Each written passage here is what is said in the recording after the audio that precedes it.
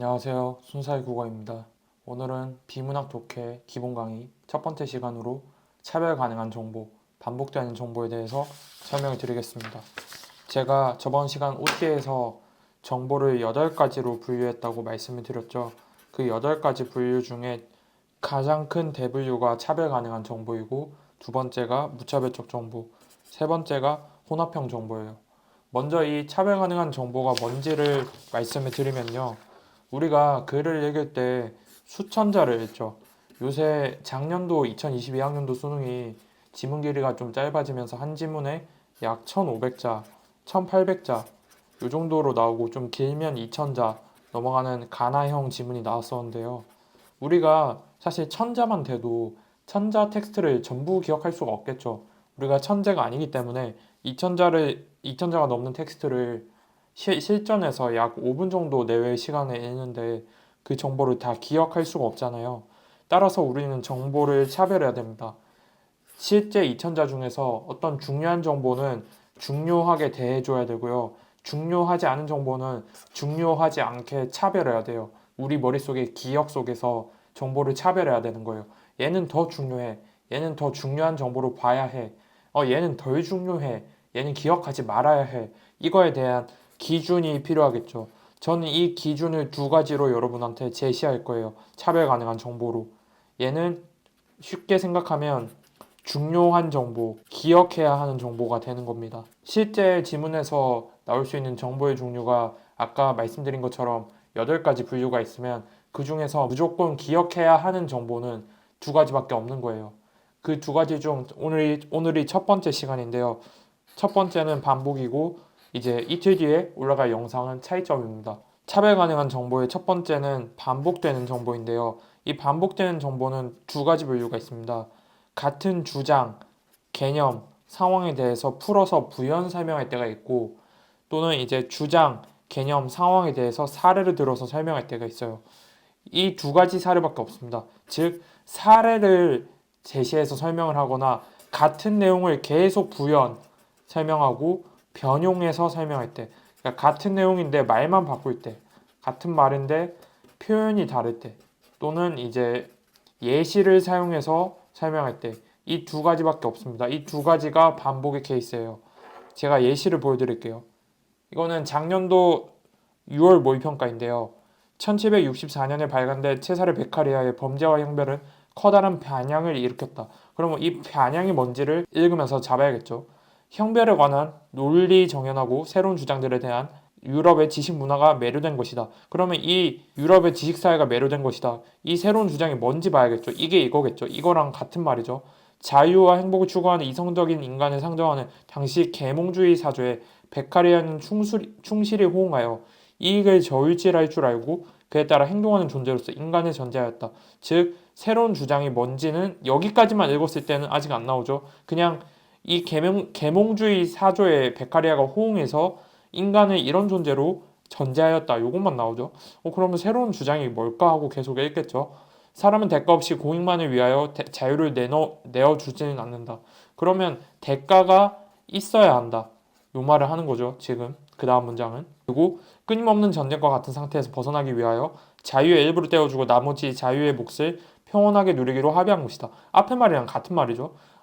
그럼 이 새로운 주장이 사람은 대가 없이 공익만을 위해 자유를 내어주는 것이 아니라 대가를 어느 정도 받을 대가를 염두하고 자기의 자유를 내어놓아 준다.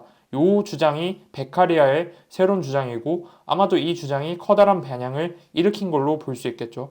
그래서 계속 읽어보면, 저마다 할애한 자유의 총합이 주권을 구성하고 주권자가 이를 위탁받아 관리한다. 표현이 약간 한자어가 쓰면서 어렵긴 하지만 앞에 나온 이 대가 없이 공익만을 위하여 자유를 내어놓지는 않는다. 이 말과 같은 맥락의 얘기로 볼 수 있겠죠. 따라서 사회의 형성과 지속을 위한 조건이라 할 법은 저마다의 행복을 증진시킬 때 가장 잘 준수되며, 이게 대가가 있는 거죠. 행복이 대가인 거죠. 전체 복리를 위해 법 위반자에게 설정된 것이 형벌이다. 이런 논증으로 베카리아는 형벌권의 행사는 양도의 범위를 벗어날 수 없다는 출발점을 세웠다.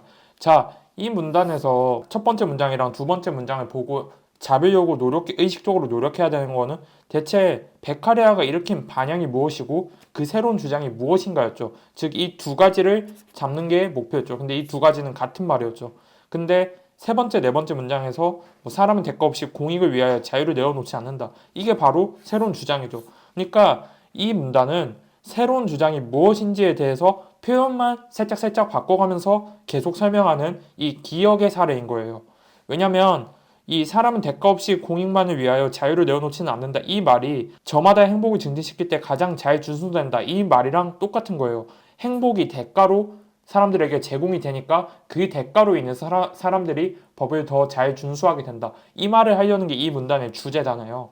그래서 이렇게 반복되는 정보가 나올 때 나머지 6개 또는 7개 정도의 문장을 가장 잘 포괄하는 한 개 문장이 있을 거 아니에요.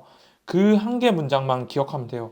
따라서 이런 차별 가능한 정보 중에서 반복 정보를 처리하는 가장 좋은 방법은 지문을 읽으면서 일단 그 해당 문단의 요지, 주제가 무엇인지 파악을 하고요.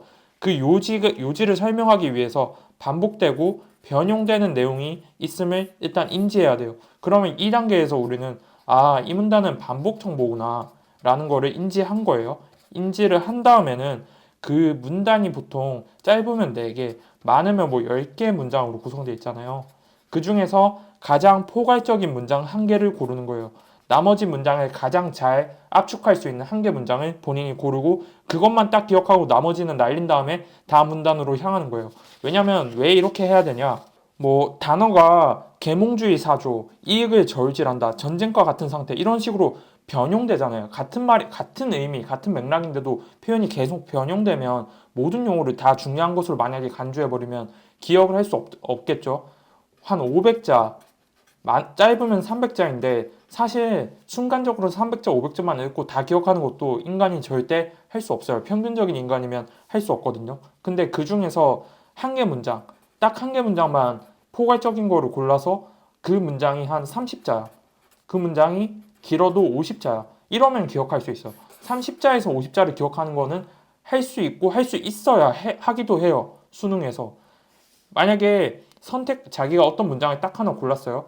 예를 들어서 제가 앞에 지문 예시에서 요걸로 골랐다고 할게요. 사람은 대가 없이 공익만을 위하여 자유를 내어놓진 않는다. 요거를 외웠다고 생각했을 때 선택지를 봐요. 선택지가 이렇게 만약에 깔렸어요. 사람은 이성적이고 타산적인 존재이다. 감각적 존재이다. 이 선택지를 보자마자 하는 생각이 타산적인 존재? 아까 대가 없이 이익을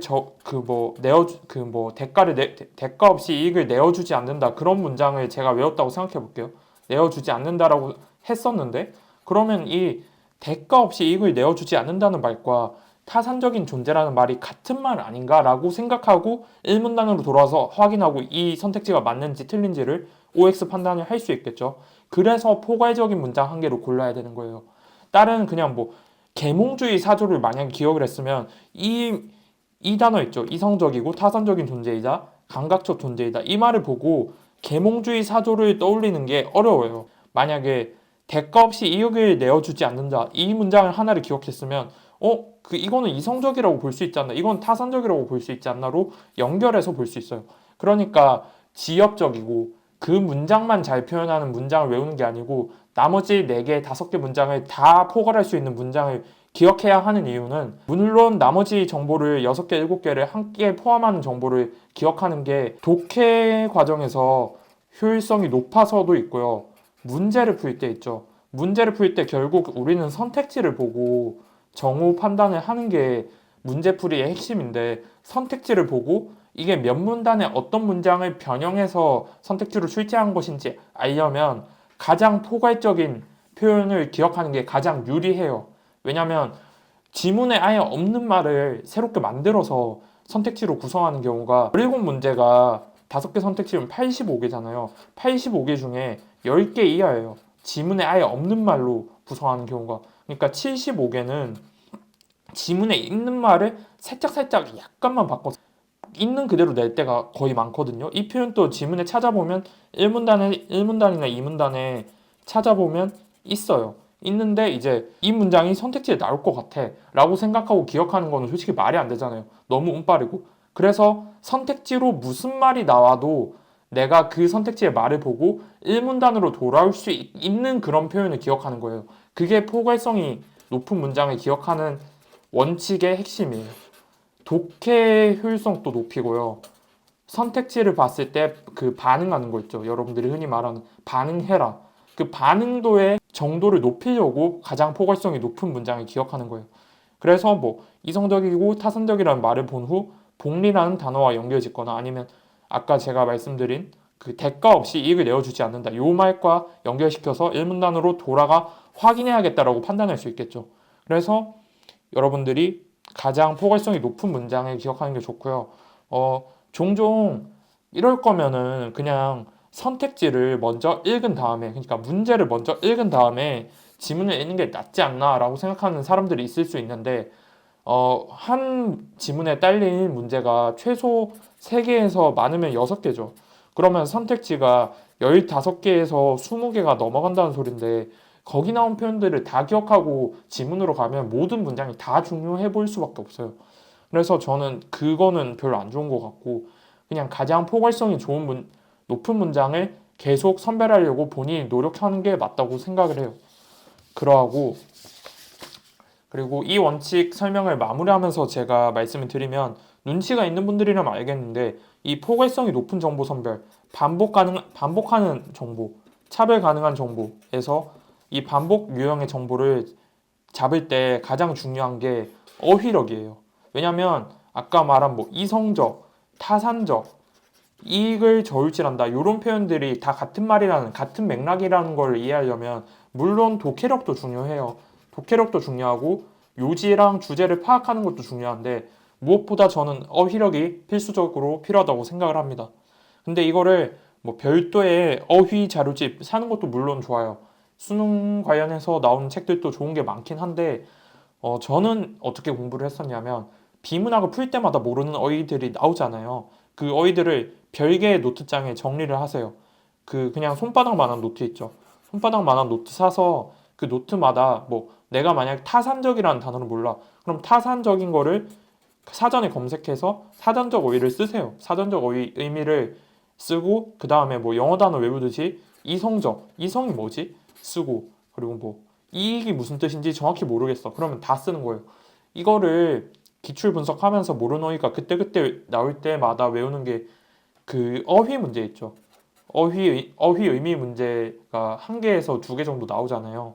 그거 푸는 정확도도 높여주고 포괄성 높은 문장을 고를 때도 도움이 되고 독해력도 높여줘요. 그래서 어휘 외우는 거를 여러분들이 공부하기 되게 애매할 때, 밥 먹는 시간 또는 이동할 때, 아니면 공부하기 싫은데 집 가기 전까지 뭐 독서실 시간 5분, 10분 남았을 때, 이게 강추예요. 저 이때 진짜 공부 진짜 안 됐거든요. 근데 이때 어휘력이라도 펼쳐놓고 뭐라도 쓱쓱 보는 거예요. 그때 보는 게 제일 효율성이 높은 것 같아요. 그냥 오늘 하루 한 30분 어휘 봐야겠다 이렇게 생각하고 하는 것보다 그냥 자투리 시간에 보는 게 좋고, 그리고 팁을 드리면 이런 반복형 정보 있죠. 한 문단 내에서 뭐 예시를 사용해서 설명을 하거나 아니면 그 같은 표현을 계속 변형하고 반복해서 설명하는 거, 이게 대부분 철학에서 나와요. 대부분이에요. 다가 아니고. 왜냐하면 주제가 과학기술인 경우 같은 정보를 변형하여 설명하는 경우가 거의 없고, 어떤 과정이나 원리, 단계 이런 것들을 설명해야 되죠. 과학기술 그리고 경제, 법도. 그래서 한 문단 내에서 이렇게 반복되고 예시만 설명해서 같은 걸 계속 설명하는 경우가 어지간하면은 철학이에요. 한 80% 이상은 철학인 것 같아요. 그래서 철학 질문 읽을 때 약간 더 중요하긴 해요. 어휘력을 바탕으로 가장 포괄성이 높은 정보를 골라서 그 50자, 30자만 기억하고 빠르게 넘기는 거. 이거를 계속 연습을 해야 됩니다. 그러면 여러분들이 또 질문을 하실 수 있을 것 같아요. 그러면 선생님, 내가 고른 게 가장 포괄성이 높은 문장인지 내가 어떻게 판단하나요? 제가 스스로 판단할 수 있을까요? 라고 생각이 드시면 저는 이거에 대한 답변을 드리면 그 문단 있죠. 그 문단. 그러니까 반복 관련된 정보가 나온 문단.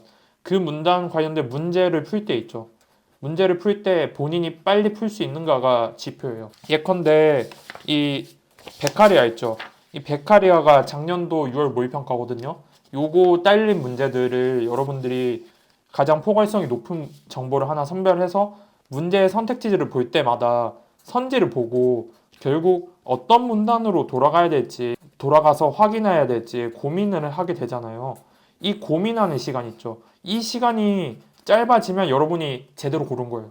이 시간이 짧아져야 제대로 고른 거고, 그 여러분이 포괄성이 적은 정보를 골랐으면은 그 선택지를 따질 때 이거는 1문단으로 가야 될지 2문단으로 가야 될지 3문단으로 가야 될지 모르겠어라고 고민하는 그 시간이 있을 거 아니에요. 그 시간이 길면 여러분이 잘못 고른 거예요. 그게 자가 진단의 방법이라고 생각을 해요.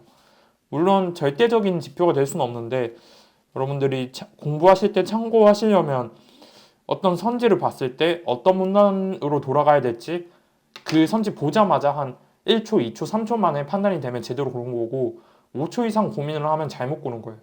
그래, 저는 그렇게 진단하는 게 맞다고 생각을 합니다. 근데 여러분들이 한 일주일? 일주일도 아니야. 한 5일에서 10일 내로 연습하다 보면 대부분 제대로 골라요. 아, 이 선지 정보가 1문단에서 고르는 게 맞구나.